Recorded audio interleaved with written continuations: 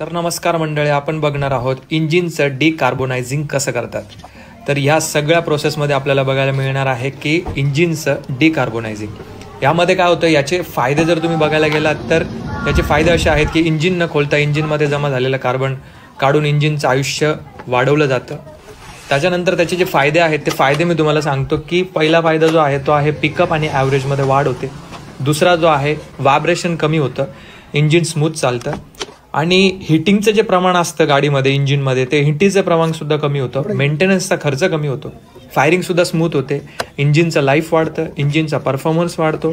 Turbo EGRमध्ये खूप चांगला response turbo EGR आपल्याला देतो आणि इंजिनचं बूस्टरसुद्धा वाढतं. यामध्ये मी तुम्हाला सांगणार आहे की अजून एक फायद्याची जी गोष्ट आहे ती अशी आहे की तुम्हाला या गोष्टीसाठी सेंटरला येण्याची गरज नाही, तर गाडी तुमच्या दारापर्यंत येणार आहे. तर नक्की भेट द्या जीत डिकार्बोनायझिंग सेंटरला. धन्यवाद.